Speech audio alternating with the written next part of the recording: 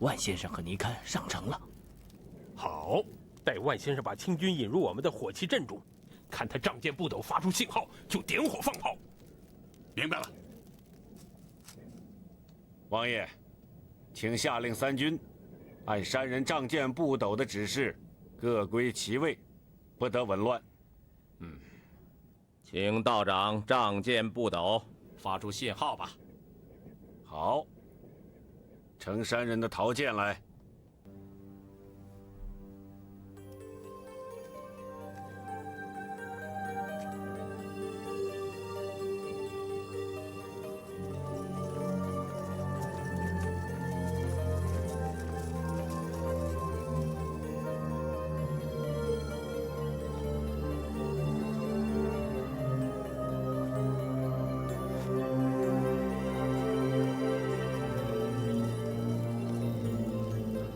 好啊，天军真乖呀，开始进入我火器伏击区了。好，准备放炮。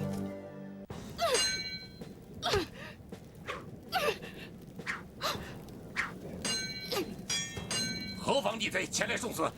狗贼！我取你的性命！王爷小心，有刺客保护王爷！吓坏了我的大事了！啊？怎么？那是谁呀？快，点燃引线！万先生发出信号了。好，不行了，现在只有少数亲兵进入火器埋伏圈。那刺客毁了我们的大计，只能如此行事了。点火放炮！点火放炮！点火放炮！你是什么人？瞎了你的狗眼！我乃堂堂大名不与万夫子是也。不好，贾先生，万先生和那蒙面侠士被尼堪围在城楼上。贾先生，我们要赶紧冲上城楼救王先生和义士。姑娘，快走！开炮！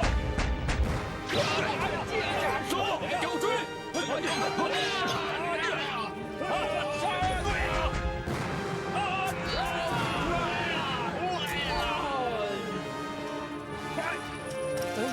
妈了个巴子的，给我追上去，宰了他们！走！跟我下山救人，走！命令弓箭手上城，射死他们！快点儿！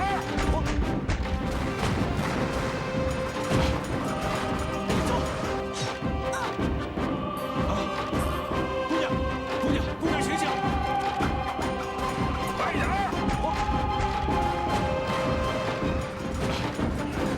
走！快点儿！你走！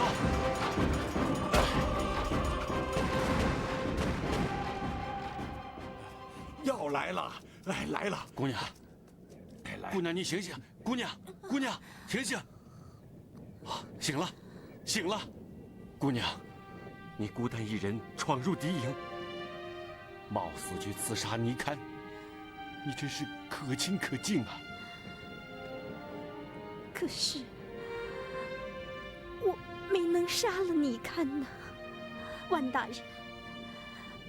若不是我鲁莽行事，依你们的周全计划，不仅可以全歼尼堪率领的亲兵，而且可以活捉尼堪这个狗贼。姑娘，你大可不必自责。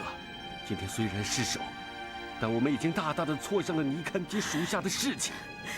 可是我误了你们的大计呀！姑娘，万事从长计议。哦，贾先生啊，马上叫人搭副担架，抬姑娘，带众义士赶往肇庆。好，姑娘，谢谢大人。不，谢谢各位义士。飞蛾，今天就不陪你们去肇庆了。姑娘，你我家世代心意，我现在的情况，我非常清楚。我不行了，我这次来是抱着必死的决心的。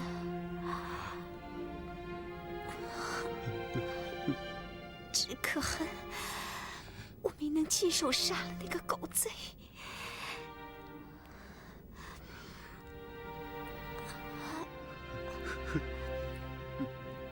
万大人，我这里有样东西，请你交给四郎哥，不，交给皇上。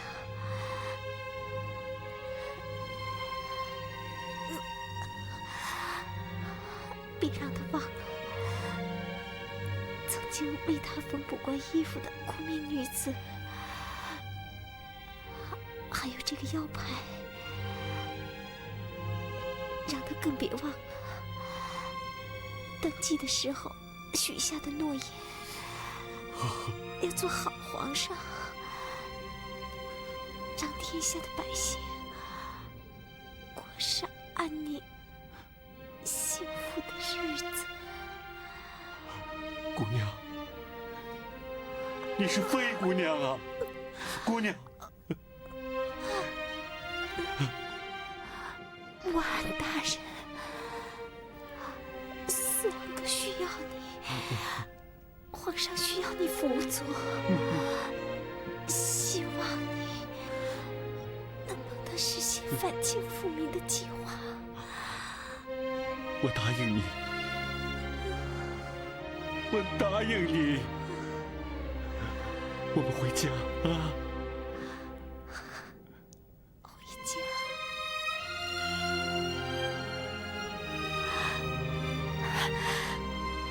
回家。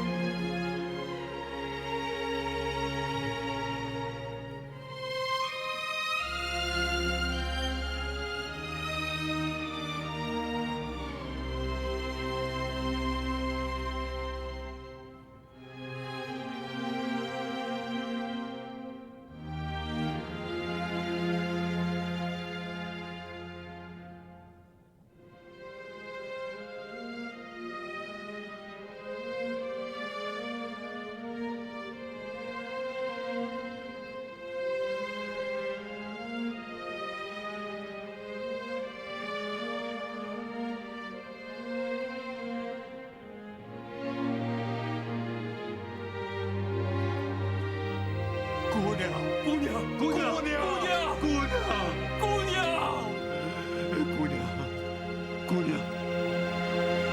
带你去见皇上啊！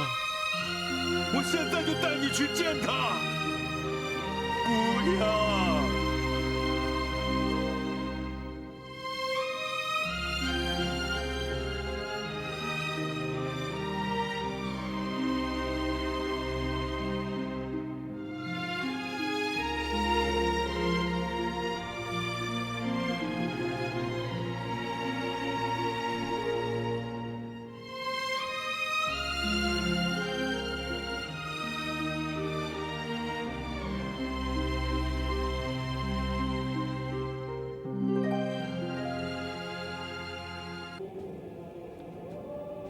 肇庆城中真的没有重兵把守？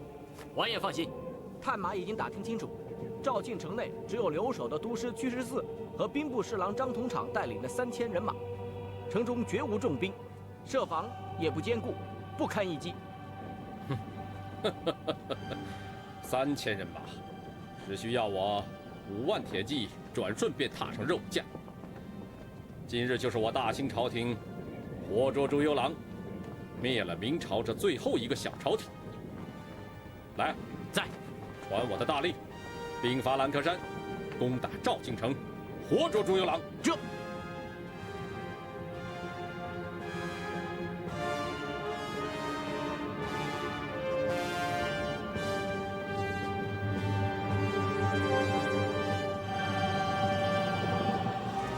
哎，你看，王爷下令，兵发兰克山，活捉朱由榔。兵发兰克山，活捉朱由榔。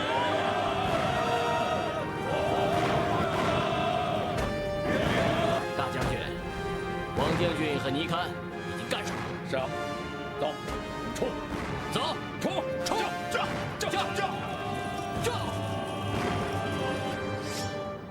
杀！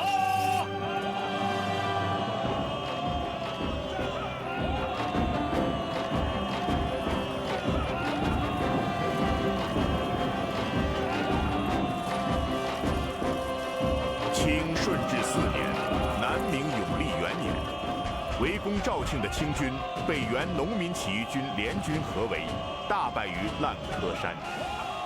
永历朝廷一时间声名大振，闽、粤、滇、黔、川几省的抗清武装纷纷拥戴，永历政权控制的区域空前扩大。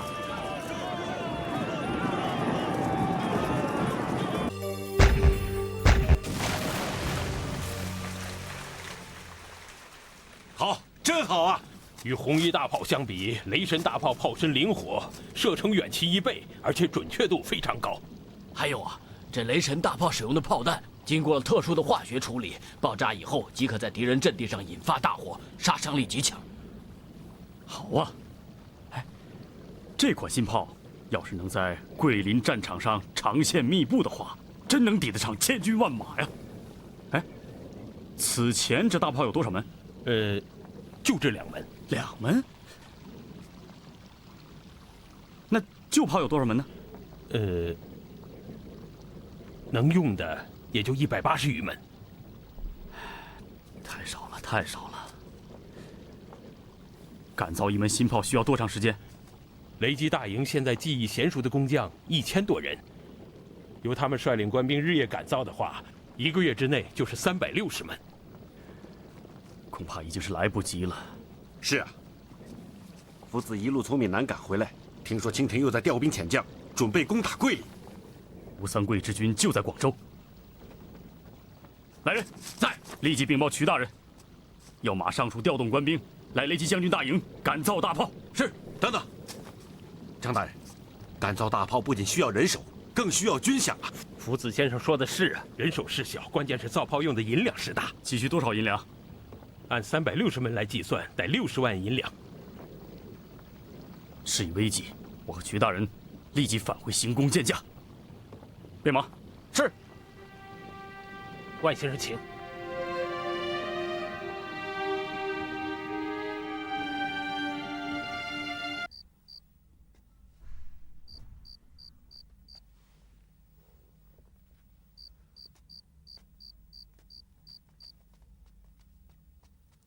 启禀王爷，平西王爷的回旨送达。哦。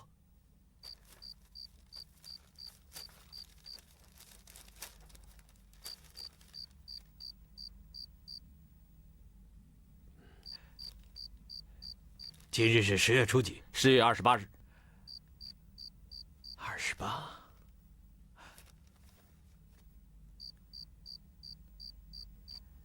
这小荣江是桂林的咽喉，确实只有1万人马驻守。探马所报十分仔细，确实只有1万人马驻守。那为何要用7天的时间才能攻打桂林？回王爷，敌将高文通已领1万义勇赶往小荣江增援。所以平西王爷提醒我军，高文通所率人马虽然不多，但十分善于用兵，在弄不清对方战略部署详情之前，万不可轻举妄动。对高文通的人马，是得用心提防啊。平西王爷还有更要紧的军情相告。哦，快讲。平西王爷说，在桂林城外前沿阵地，还有雷击炮营防守，不到炮尽弹绝，我军不宜强攻。雷击炮营？正是。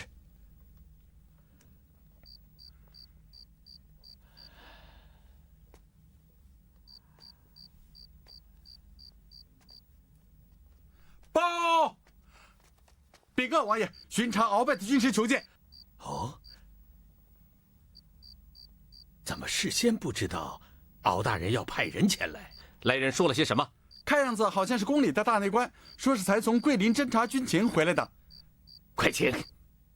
皇上与汉高祖刘邦相比，孰高孰低？刘邦？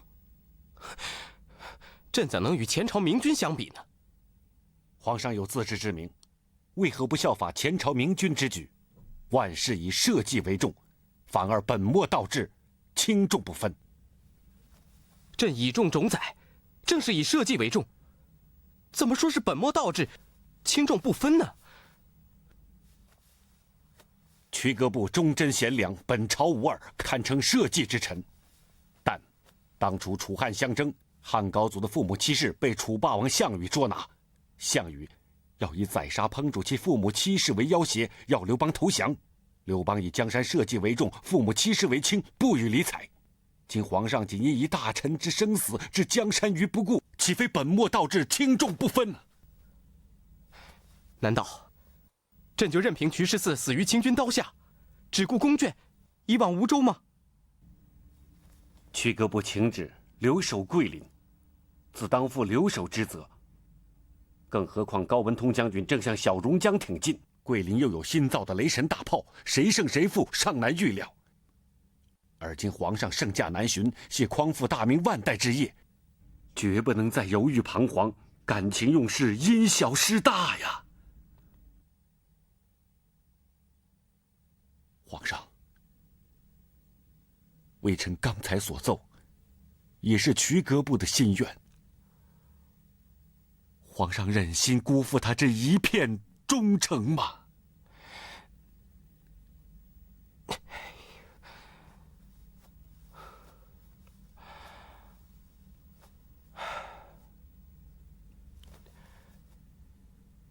万先生，微臣在。传朕谕旨，3日后移驾梧州。臣接旨。3位上差大人深夜造访，想必有要事。这是巡查大人的密令。哦。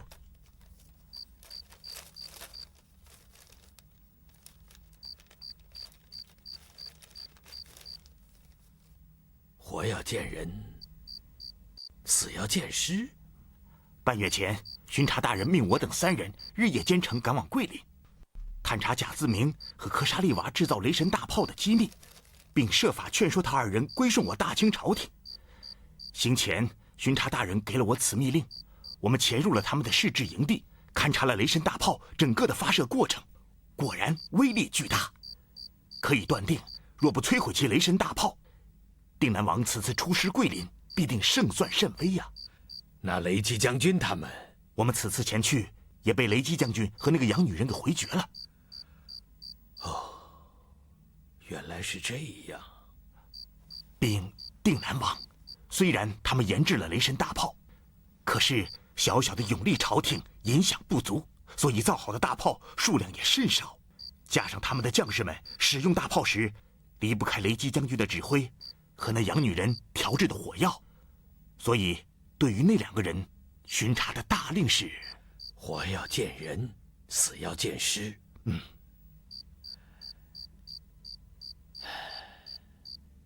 难怪平西王早就把那洋婆子和那雷击将军算计在胸了。哎，可是皇父摄政王爷是命我们竭力争取他2位呀。谁都知道，我大清要一统天下，亟待这样的人才相助。不到万不得已，我们是不会为之的。定南王，这可是到了非常时期了呀。中军，末将号令。为了桂林之战，我军必得。现在我只能命你派人随他们前去。这。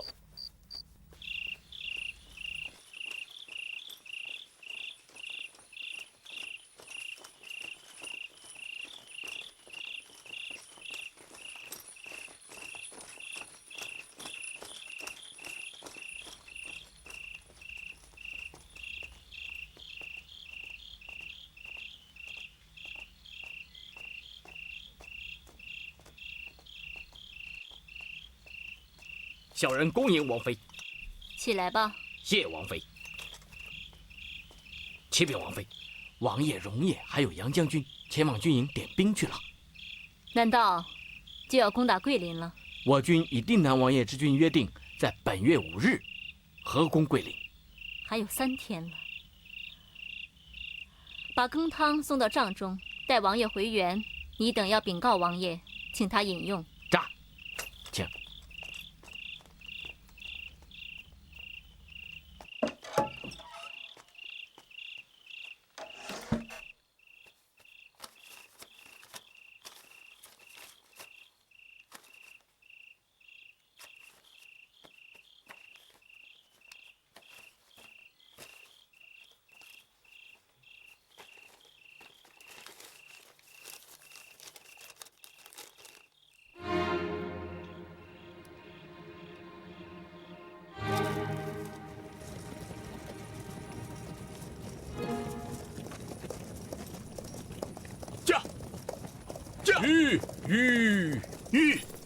将军，现在小龙江情况如何？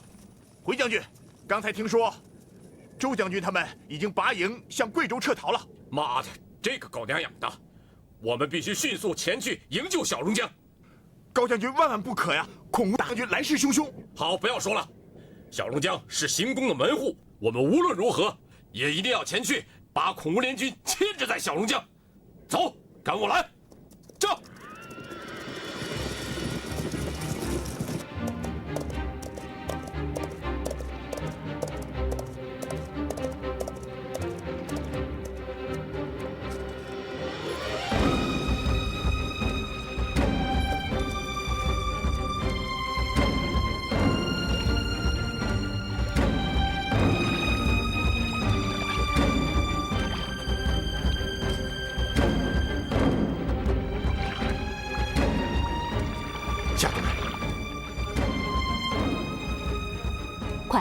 送行宫兵部，清军将于11月5日合攻桂林。知道了，万万不可怠言。雷击将军大营中已有奸细，要贾将军和克沙利瓦小心提防。雷击将军大营中出了奸细？是啊，鳌拜和孔有德已经派人前往雷击将军大营中破坏，欲刺杀贾自明将军和克沙利瓦小姐。我赶快去，小心提防。哎。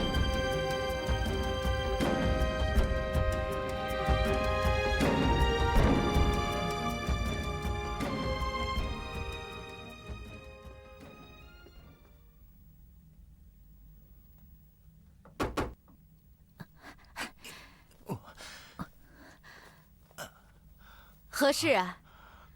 奴婢启奏慈宁皇太后，明日卯时起驾。本宫知道了。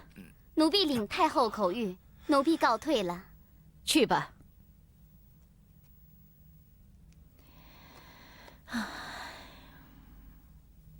好好的叹什么气呀？来，清兵几路大军将要合围桂林。表哥，眼下的时局非常紧张，你要想好退路。这些事我自然会操心的。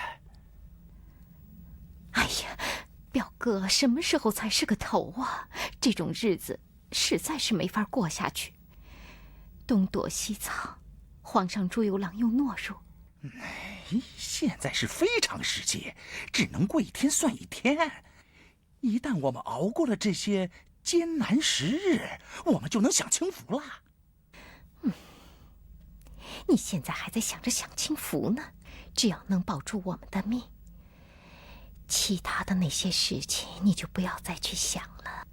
怎么，皇太后表妹不能这么消沉，要留一条小命，还不是小菜一碟？关键是绝对不能只顾逃命。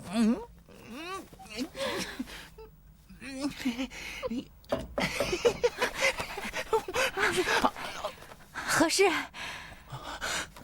启奏太后，兵部送10万火急密报入宫，要请国舅差阅。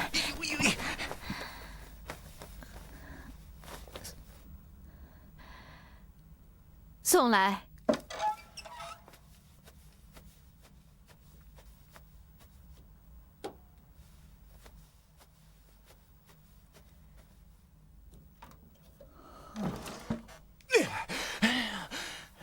憋死我了！你回兵部去吧，不要再在宫中惹我生气了。哎呀，有什么大不了的事儿啊？不就是明天移驾去梧州吗？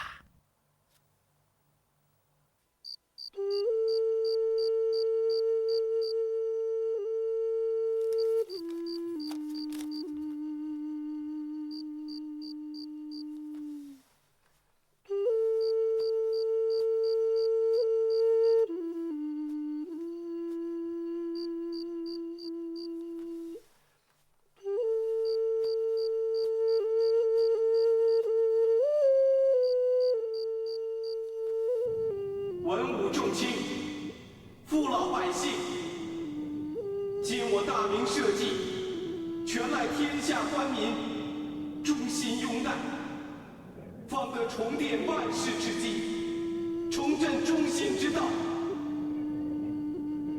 我君臣自当上下一心，绝不可外戚门户，内叛萧墙。自当卧薪尝胆，抗清复明。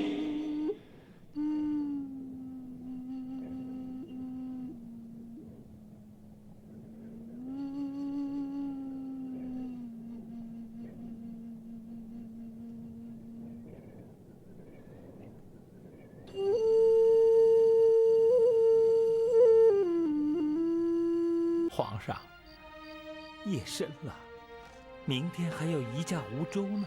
这一场，山高路险啊。屈氏寺有消息吗？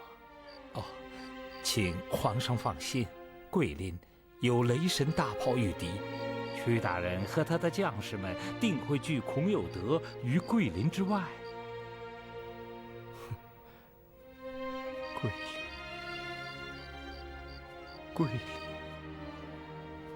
而今我大明的疆土已经移到桂林了。皇上，有您的英明神武，我大明一定会再度一统山河。再度一统山河？是，皇上。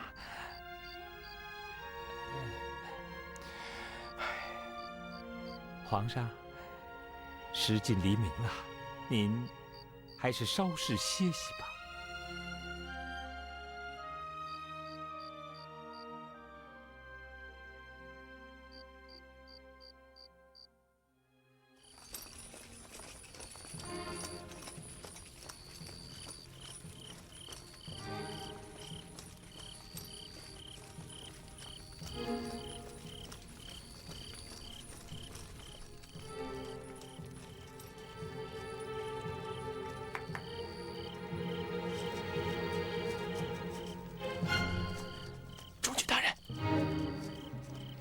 新炮徒全部到手了吗？全到手了。贾子明呢？就在前面的帐子里。明天平西王和定远王两军联手，合攻桂林。今天晚上必须对他们下手，干掉贾子明。这。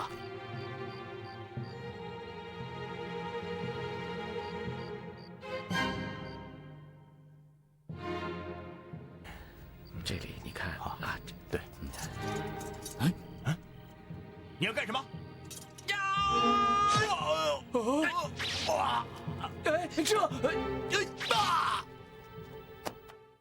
班头儿，高文通将军所率的义勇，真的全部战死在小龙江了？是啊，一个也不剩啊。那周雄算是个什么狗屁将军啊？一听孔有德的人马渡过了小龙江，一刀未动，一箭未发，就朝贵州方向撤逃了。唉，可叹呐，高文通将军英雄盖世，却战死在小龙江了。哎呀，想不到雷击将军的营地也遭人袭击，贾大人和杨小姐也遭到暗杀，真是祸不单行啊！哎，班头，你说王将军和穆国公的人马能赶到桂林吗？就算是插翅能飞的话，也来不及了。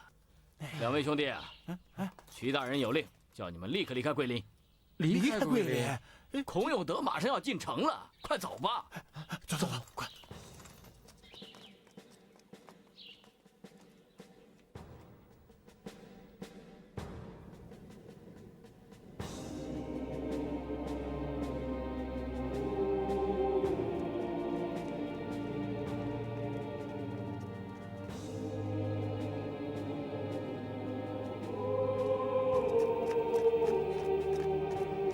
启禀王爷，桂林已是一座空城。真是兵败如山倒，想不到王爷和平西王爷两支大军，只在小龙江遇到高文通不足1万人马的抵抗，而这桂林城现在只是一座空城。王爷，先锋请求入城。传本王的命令，皇父摄政王有诏令，若在桂林城中碰见瞿氏寺瞿大人，要带入上宾，若有怠慢者，军法从事。这，进城，走。夫人，老爷，还记得12年前，你我夫妻回到常熟老家，在榆山脚下搭了个草堂。过了2年多，栽花种药，读书赋诗，过着清闲日子的情景吧？我记得那个时候，你好快活，快活的就像刚做了我的新娘似的。那时候，你只不过是吏科给事中的小官，可是你偏偏要去得罪那个礼部尚书温体仁。他陷害忠良，我为什么不能指责他？人家那时候受崇祯皇帝的宠信呢。当时我怀着咱们的大儿子，我真是怕咱们的大儿子一生下来就没了父亲。好在皇上只是罢了你的官，我们一家人全部来到了常熟，筑草堂，种花草。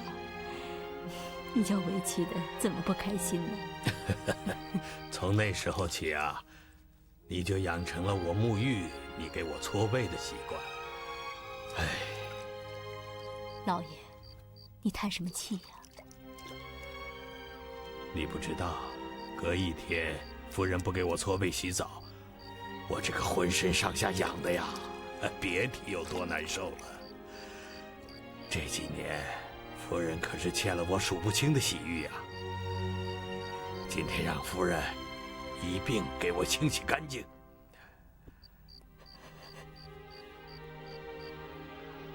夫人呐，哎，夫人，你还记得那个时候用什么给我搓背吗？丝瓜布。丝瓜是我们夫妻亲手种下的。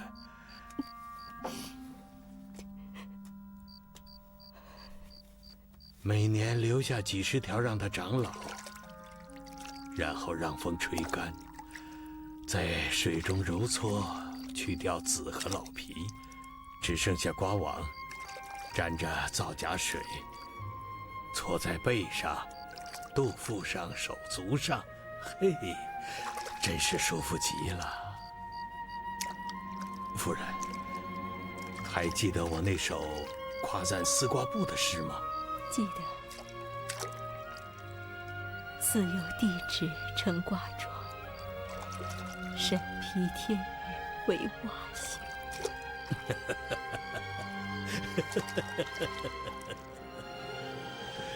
12年后，在这大明都市衙中，诗词再度体味夫唱妇随的乐趣，此生足矣了。夫人，现在我浑身不痒了，可是咽喉又痒了。那我到后堂给你备点酒菜去吧。多谢夫人了。今天呢，我要一醉方休。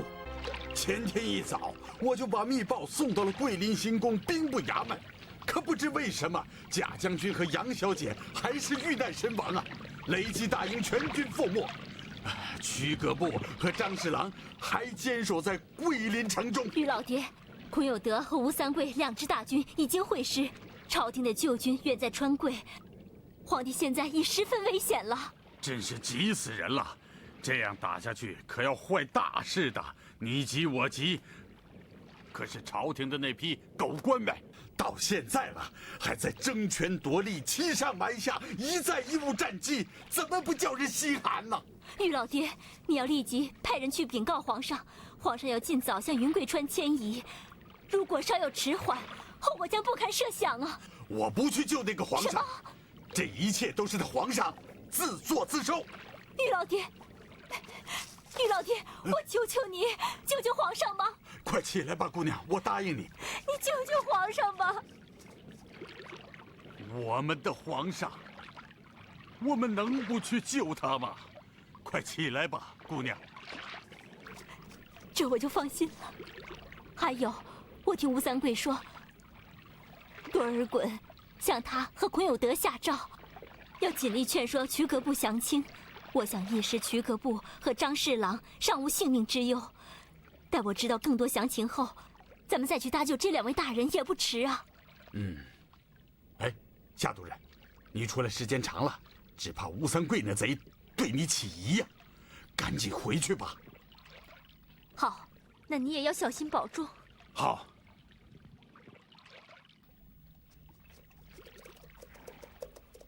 驾！驾！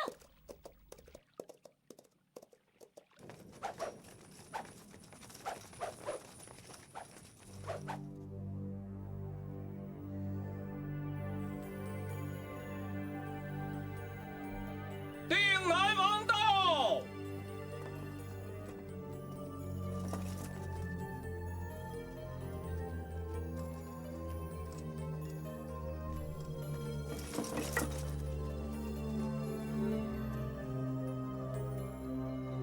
定南王大人到了，你们还不跪下？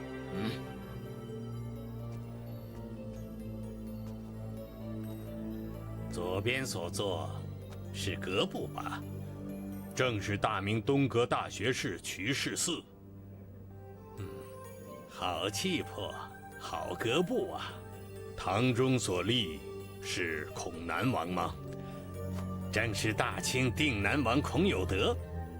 哼，好一个神气的王爷！你是何人？敢对本官如此的放肆？你这狗官还不跪下请罪！你有话说话，笑什么笑？我笑你身边这帮清兵不知尊卑，一派狂吠。你说，你懂多少尊卑之礼？本侍郎很懂尊卑之礼。孔有德一介匹夫，秉性顽劣，16岁为海盗，在东南沿海地区兴风作浪。你祖父曾在我家为家奴，专为本侍郎提夜壶逆器，伺候本侍郎拉屎撒尿。今日，你竟然让主人为家奴之后下跪，岂不是大大的不识尊卑？你好不自大！本王是山东堂堂的孔大圣人，孔先师之后。你还敢狂笑？孔有德呀，孔有德，身为海盗，你已辱没先人，后被朝廷招安成为我大明将军，就应改邪归正，以洗海盗之过。可谁知，你竟晚节不忠，投降清廷，甘为清廷服务，叛我大明社稷。孔圣人的忠孝礼仪廉耻，你无不背离，你还敢称孔圣人之后，岂不令人笑煞气煞？你还不给我拿下！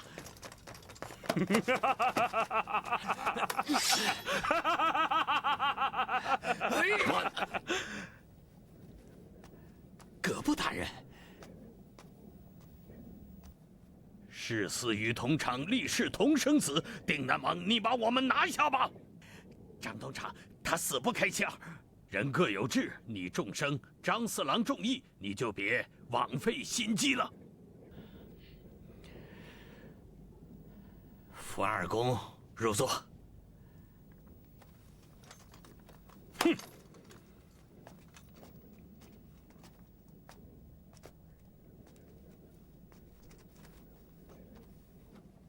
大家都是闯荡天下之人，何必纠缠于口舌？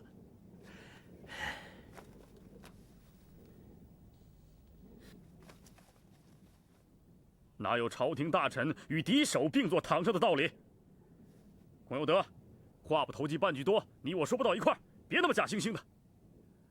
你别以为让你几分就是假惺惺，也别以为以死抗争就是英雄。听着，有德对二位有一言相叙，请讲。正如张侍郎方才所言，有德16岁拥兵海上，转战西南后为清将，赐号封王，率众数万，南面称孤。二位可以不屑于有德，但该思量能和有德一样大展才华。大展才华，我与同场声列天朝朝班，四六大明清史，京中报名，乃是我所思所虑所为的全部。我们的才华已展，志已遂，心更安。曲公此言差矣。大明虽曾一度的辉煌，可是自甲申年以来，君死梅山，宗庙无存。大明王室虽先后在南京、福建设都，但都相继遭灭。剩下的永历小朝廷惨淡经营，苦苦支撑，但已摇摇欲坠，身陷重围，不能自救。二位京中报名，前途暗淡。如若京中报清，则前途辉煌。齐氏嗣深许大明社稷，以抗清复明为立身根本。今志不成，深感父君亡物社稷，虽刀具汤祸，百死不悔。且孔有德，天朝大臣绝不相信。住口！退下。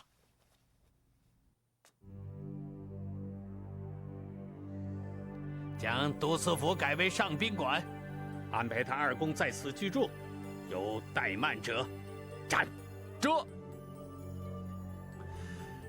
有得军务在身，告辞了。不错。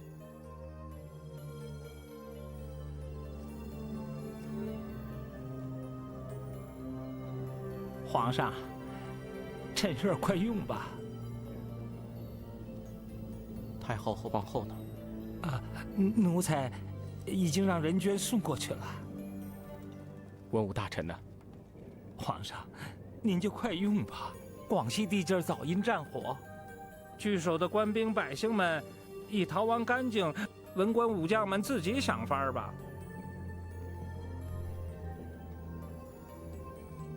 皇上，从贵州地面到广西的梧州府地面，不过3天的路程。到了梧州地面，周将军定会安排好一切的。这衣食住行就不会如此艰难了。您千万不要把眼前这点难处记挂在心，还是请用吧。朕实在是不想吃饭，你们去用吧。皇上，奴才们命贱，饿不坏的。可皇上您是九五之尊，关系着大明社稷，奴才无能难给皇上分忧，请皇上念在奴才这一点孝敬之心，您就引用一点吧。请皇上为大明珍重啊！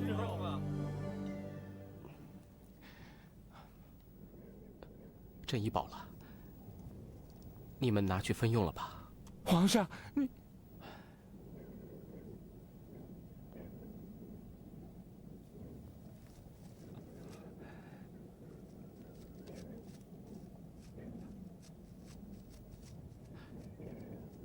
王坤，可有桂林都市衙门的消息报奏？回皇上，现在尚无消息报奏。朕十分担心朕的都市大臣。皇上，小荣将有周雄将军大军驻守，桂林城外有雷击将军防范森严，有这2道防线，区各部定能坚守的张侍郎搬刀救军。可是桂林城外有孔有德、吴三桂的2路大军呢。探马已然奏报，李长生、王德旺2支大军正在从云南、贵州赶往粤东抗敌。待4路前往之时会师粤东，皇上就可率军誓师北伐了。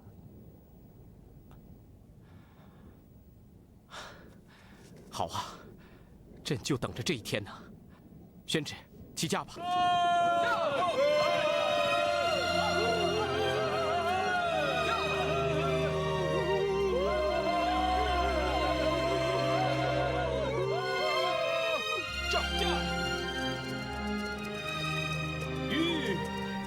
启禀皇父摄政王，京师兵部衙门急报，递上来。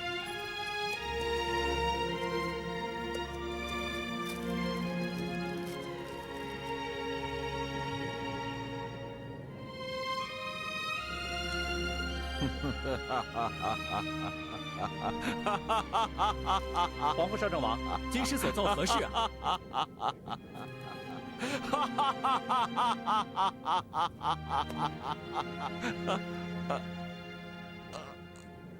皇父摄政王，快送皇父摄政王回仙宫！皇父摄政王。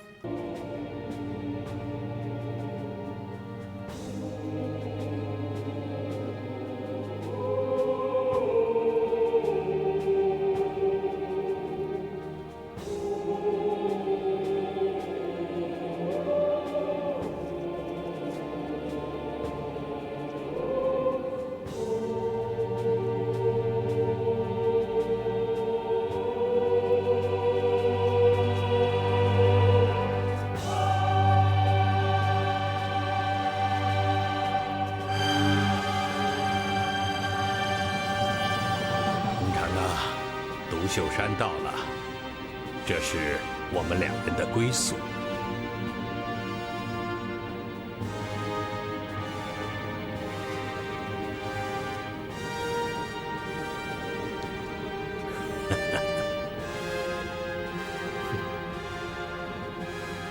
40余日诗酒唱和，能以独秀山为归宿之地，这要感谢你平南王了。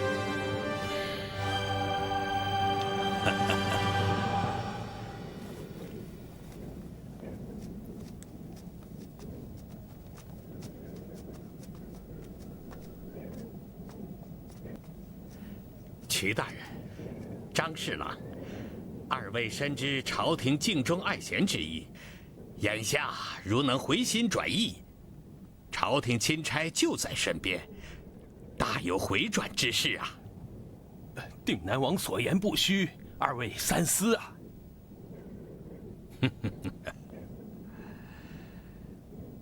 二位大人的好意，我们领了，不必多言，开始行事吧。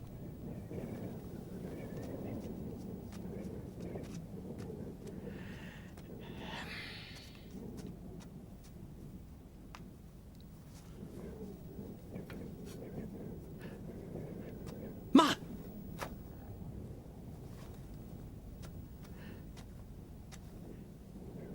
瞿大人、张大人，二位先生还有什么未了的心愿吗？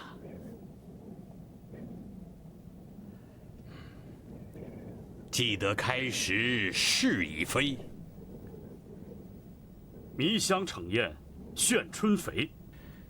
尽情扑翅，栖蝴蝶。宰尔当头，教子归。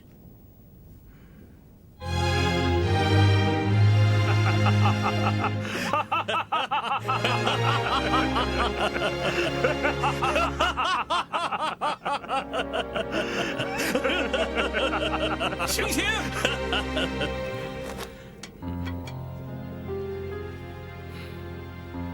希望多少事，岁月总悠悠，天上星如转，人间记得开时是已非，迷香盛宴炫春肥。尽情扑翅栖蝴蝶，塞尔当头教子归。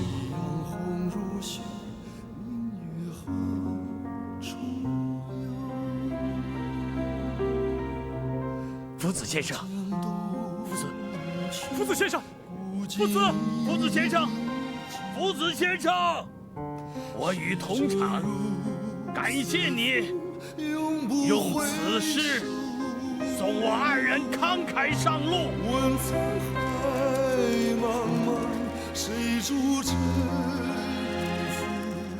看大地茫茫，谁家春秋？琼浆美酒，谁酿酒？是百姓血泪万古愁。青山依旧，绿水依旧，让干戈寥落于今生。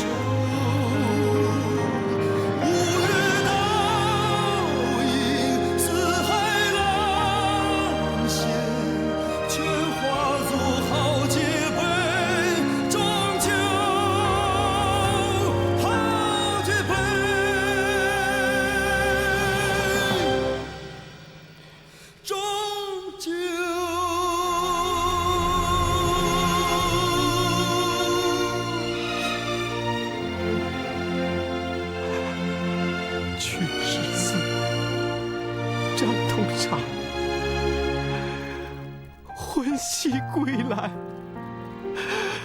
魂兮归来呀！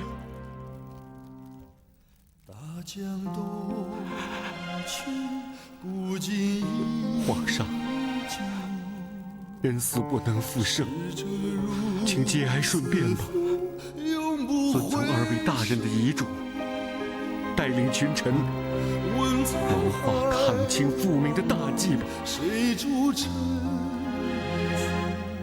看大地茫茫，谁家春？张同志，朱由郎要不为你们报仇雪恨，我誓不为人。皇上。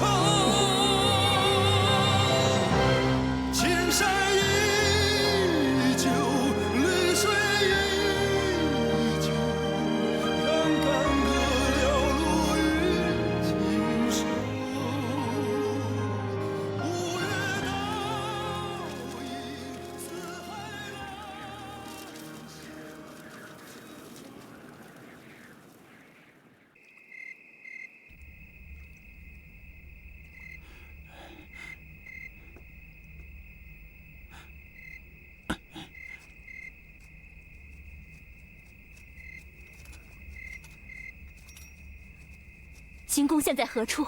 已到南宁。南宁，要尽快禀报皇上，清廷已派出尼堪、孔有德和吴三桂3师会合，近日就要分兵进入广西。要是吴三桂率军到了桂林，那么清廷3路大军就要齐攻南宁，一定要让皇上尽早做好准备。这是清军的详尽军情，你要小心啊。好。那我即刻赶往南宁。好，小心点。哎，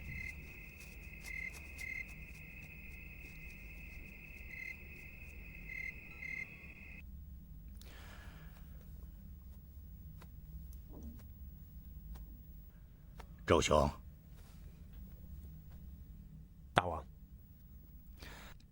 李长生将军的人马确实是驻扎在广西境内吗？确实驻扎在广西境内的小榕江护驾。小榕江，正是。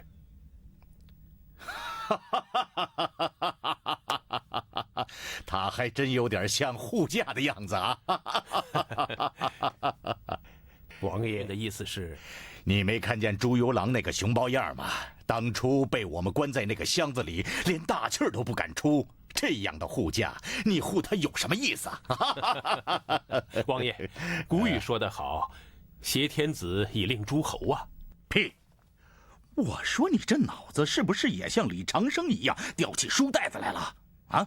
嘿，我跟你说吧，以前呢确实是有诸侯，而诸侯的心目当中呢也确实是有天子。你说像朱由郎这个人也算是天子啊？他现在是泥菩萨过河，自身难保。我挟这样的泥菩萨过河，自身难保的天子，哎。不怕被人耻笑吗？哎，我还能号令各诸侯吗？王爷，哎，只有李长生读书读成大傻子的人，哎，才能领人护他的家。哎，这种事情我告诉你，咱们爷们儿不能干。啊，眼下还真不能小看了朱由郎。哎，不就是郑成功在闽南和厦门岛为他虚张声势、摇旗呐喊吗？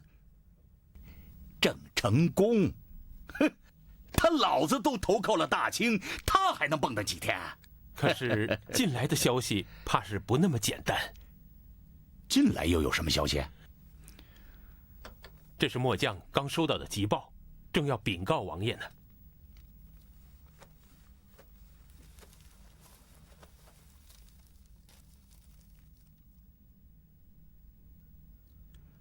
周雄，消息的来源可靠吗？末将正派人打探湖广、河南、四川等7省的消息，如果一一印证，我们就得把朱由郎紧紧地挟在手中。谁曾想7省的官员全都投靠了大清，现在又来呼应郑成功和李长生的号召，反清拥明。这个李长生心机很深呢。周雄，末将听令，速领人马前去南宁，把朱由榔君臣接到云南来。王爷，且慢，且慢。如果朱由榔被他们捏在手中的话，还有我们爷们的戏唱吗？王爷，末将以为，我们应该把朱由榔君臣紧紧地攥在手中，只是不宜先接入云南。不宜先接入云南。南王初居云南，根基未稳，况且穆仙坡又被李长生安置在罗平，并未被我所控制。而穆仙坡在云南还颇有影响，若贸然把朱由榔接入昆明，李长生和穆仙坡是他的左右手，王爷岂能挟天子以令诸侯呢？那你的意思呢？请南王在云贵边境贵州直辖的安龙所布置刑园，安置朱由榔，这样才可以紧紧地把他攥在手中。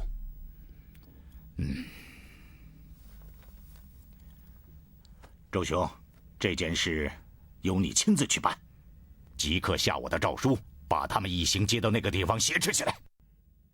末将领命，去办吧。太好了，为张通场屈师寺报仇的机会终于来了。万先生，二哥，这密报什么意思啊？吴三桂刑园的密探报告说这次孔有德确实只带1万兵马进攻广西。来，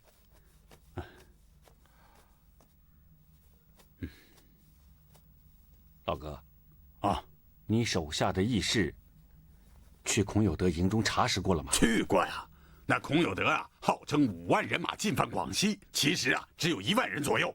孔有德的兵马现在何处？在泉州。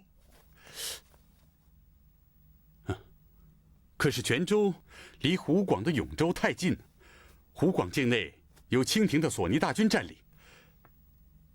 这次我们绝不可以打草惊蛇，让孔有德跑掉。是啊，对。诱敌深入，一举歼灭，活捉孔有德，为屈师寺张通场2位大人血祭。对。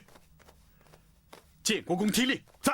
你带1万人马与孔有德交战，记住，只准败不准胜，将孔有德及其军马引入我军在桂林的包围之中。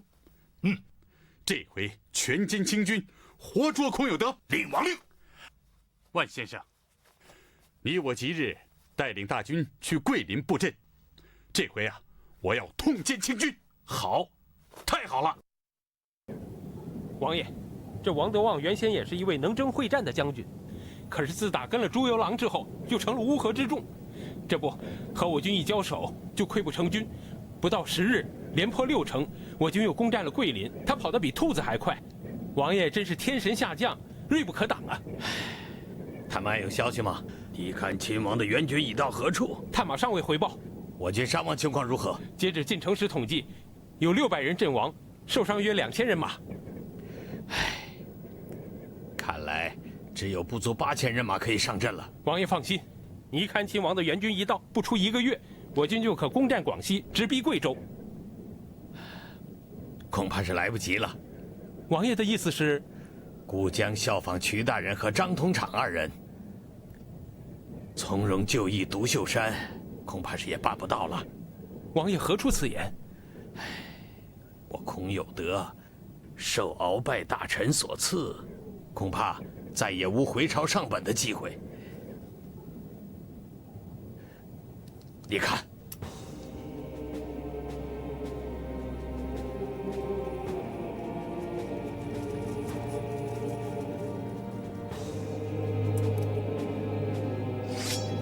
冲啊！冲啊！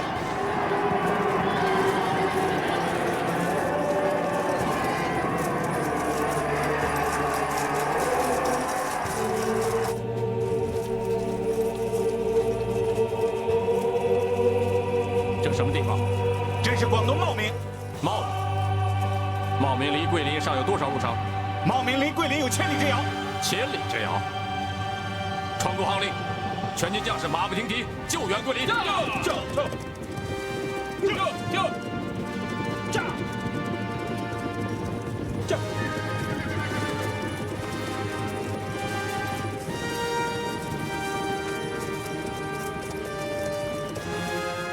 清顺治9年，南明永历6年7月，清军大败于广西桂林。定南王孔有德见城池已被攻破，知道败局无可挽回，便在王府纵火自尽。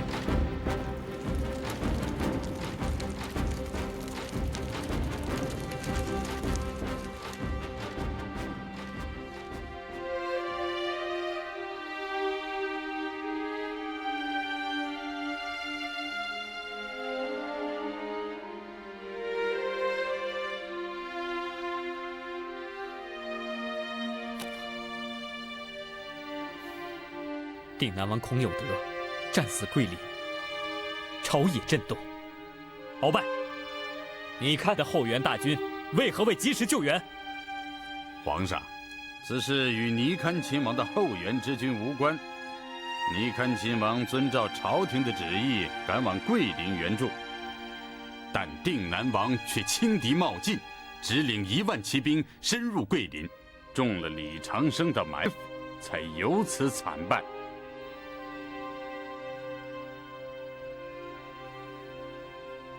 去年以来，郑成功与吕长生举旗拥戴朱由榔为君，致使湖广等7省纷纷背叛朝廷。今定南王兵败桂林，战死沙场，势必更会加剧背叛的气焰。朕要你与议政处拟出对策，控制局面，否则绝不顾宽。皇上，臣作为辅政大臣，敢不鞠躬尽瘁，为皇上效力，但臣有下情回奏，请皇上圣裁。讲。继定南王轻敌冒进，遭此惨败之后，靖锦亲王尼堪擅自率兵进入险地，再度向广西进发。臣和议政处虽连发急报阻止他，但尼堪我行我素，不听朝命。臣担心尼堪如此行事，后果不堪设想，故不揣冒昧，奏请圣裁。有这等事？臣不敢有半点欺瞒。鳌拜听旨。臣后旨。即着靖锦亲王统领大军。奴才启奏皇上。该死的奴才，没见朕和辅政大臣在商议军机大事吗？是皇后娘娘她。皇后怎么样？给朕轰出去！这谁敢？皇后，你太放肆了！皇上，是你逼得我如此放肆的。皇后娘娘，你如此对皇上说话，可是大不敬啊！大不敬？我为大清堂堂皇后，可这朝廷上下，有谁真正把我的话当成一回事儿？谁又真正敬重过本后？你来人呐！把皇后给我赶出去！这皇后娘娘，要不然咱们先回宫吧。本后今天偏不回宫，我要看看你这位皇上爷能把本后怎么样。鳌拜，令人把皇后给我赶出去！还不快把皇后娘娘送回宫去！这皇后娘娘，要不然咱们就先……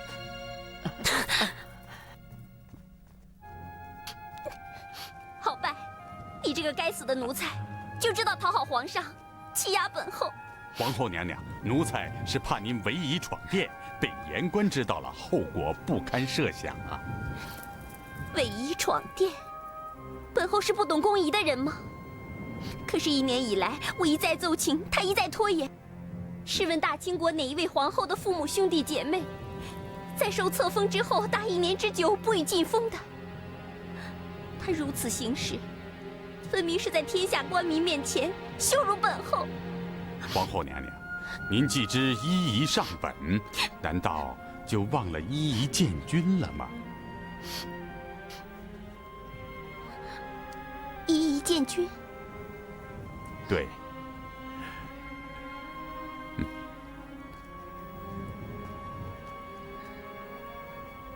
皇后娘娘，依照我朝宫闱礼仪，皇后娘娘若是依仪建军，皇上不仅不能如此对待娘娘，还要给娘娘下跪。皇上向皇后下跪。对，看来皇后娘娘还真不知道。快告诉本后。皇后娘娘，恕臣不敢。你怕什么？